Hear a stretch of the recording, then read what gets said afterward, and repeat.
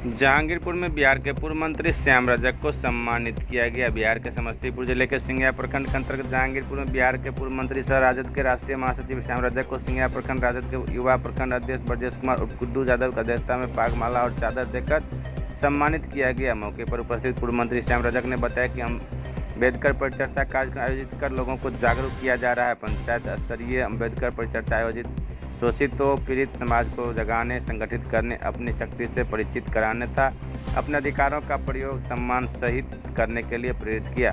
उन्होंने दलितों को शिक्षित हो, संघर्ष करो और संगठित हो का नारा देकर मुक्ति का रास्ता दिखाया। बाबा साहब को केवल दलित हितों को बढ़ाने तथा शिक्षा को बढ़ावा देने के लिए ही केवल याद नहीं किया जाता है, बल्कि उन्हें राष्ट्र निर्माण एवं उसके आधुनिकीकरण में महत्वपूर्ण योगदान देने के लिए भी याद किया जाता है। बाबा साहब ने सामाजिक असमानता को दूर करने एवं वंचित वर्गों को सामाजिक न्याय दिलाने के उद्देश्य से भारतीय संविधान के निर्माण में अनेक प्रावधान किए।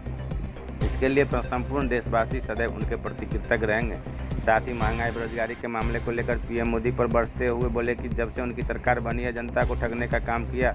बिहार में जब मेरा सरकार बना तो बेरोजगारी दूर करने के लिए विभिन्न विभाग में बहाली शुरू कर दिया गया है।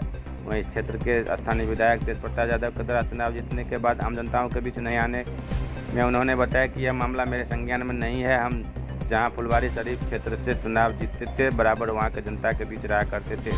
मौके पर इंद्रमणि यादव, राजेश यादव, बैजू यादव, नीतीश शर्मा, जिला परिषद क्षेत्र 45 के जिला परिषद सदस्य निर्मला देवी के पुत्र सचिन यादव, हरिचंद्र शर्मा, अमित बैठा, मनोज सिंह, अनिल यादव, गुणानंद यादव, पैक्स अध्यक्ष राजेश यादव के अलावे कई लोग उपस्थित थे।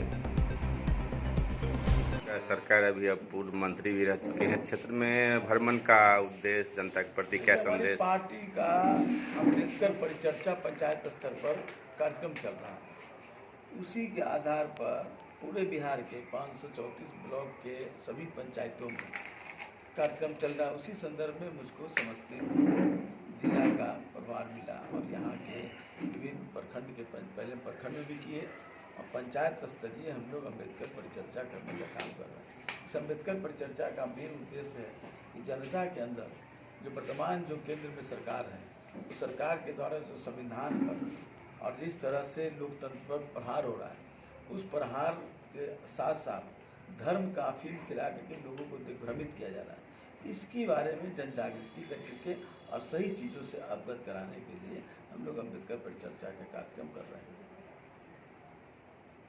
आगामी लोकसभा चुनाव की तैयारी भी इसी साथ चलेगी क्या? लोकसभा का चुनाव तो होना है और हम लोग का साफ है कि भारतीय जनता पार्टी को हर हालत में हम इसको यहाँ से परास्त करने का काम करेंगे पूरे देश से। हम लोगों ने विपक्षी एकता की भी मीटिंग शुरू की, सारे 17 पार्टी के लोग आए। हमारा 17-18 को बेंगलुरु में मीटिंग हो रही है और हम लोग तैयारी कर रहे हैं कि भारतीय जनता पार्टी जिस तरह देश के विखंडन करने पर लगी हुई है, जिस तरह देश को बेचने पर लगी हुई है, हम इसको परास्त करने का काम करें। जिस ब्लॉक में आप हैं, ये ब्लॉक 2 लोकसभा क्षेत्र में बटा हुआ है, खगड़िया और समस्तीपुर, और दोनों पे बीजेपी का ही सरकार है, बीजेपी का ही सांसद है, और आगामी चुनाव में इस पे क्या हो सकता है? हमारा उद्देश्य साफ है।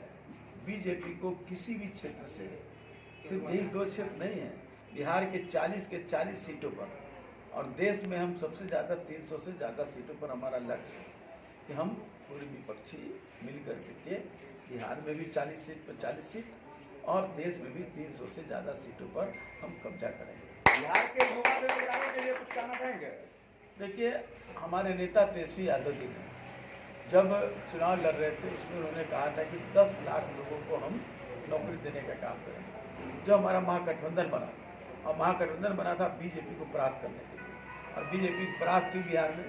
तो उसी सब के बाद जब मुख्यमंत्री जी के साथ गठबंधन बना, तो मुख्यमंत्री जी ने घोषणा किया कि 10 लाख लोगों को नौकरी और 10 लाख लोगों को रोजगार, यानी कि हम 20 लाख लोगों को हम देंगे कार्यक्रम। और आप देख रहे होंगे लगातार शिक्षा के क्षेत्र में, पुलिस के क्षेत्र में, IT के क्षेत्र में, श्रम विभाग में, हर एक क्षेत्रों में निकल रहे हैं वैकेंसी और नियुक्ति पत्र भी बट रहे हैं। लोगों के इंटरव्यू भी हो रहे हैं, एग्जाम भी हो रहे हैं, और हम उस लक्ष्य को, जो हमारा लक्ष्य है, उस लक्ष्य को हम बहुत जल्द प्राप्त करेंगे। पीएम मोदी तो 2019 में बोले थे बेरोजगारी दूर करेंगे और महंगाई दूर करेंगे, इस पर क्या कहना है, कितने बेरोजगारी दूर हुई?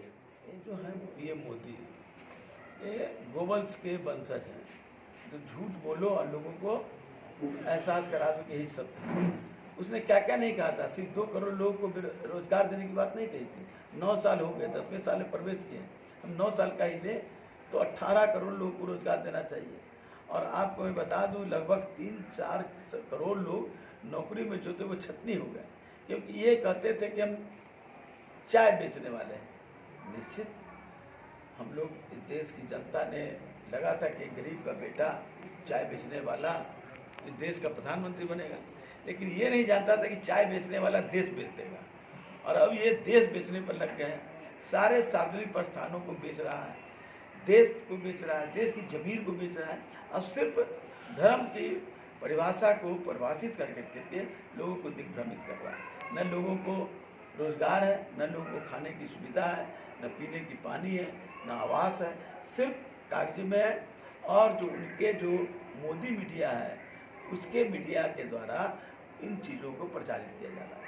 एक कड़वा सवाल है, जिस माननीय तेज प्रताप जी का विधानसभा क्षेत्र है और चुनाव जीतने के बाद शायद एक बार अपने क्षेत्र में आए हैं, लेकिन जनता के बीच में नहीं, कुछ अपने कार्यकर्ताओं के बीच में ही रहे हैं, जिसके कारण तमाम जनताओं में उनके प्रति विरोध है।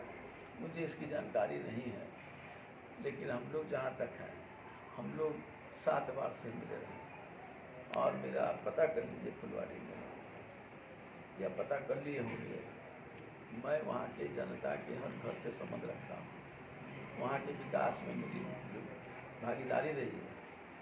क्या था हमारे 90 के समय और 90 के बाद 7 बार जब हम बने, तो मैं ऐसा शख्स हूँ जो पहली बार 22,000 से जीता, और लास्ट इसके पहले चुनाव, इस बार तो मैं चुनाव नहीं लड़ा, इसके पहले मैं 1,03,000 वोट से जीता। तो ये दर्शाता है कि जनता के बीच में रहने वाला व्यक्ति जो है वो जनता के साथ रहता है, तो जनता उसकी तरफ प्यार करती है, स्नेह करती है।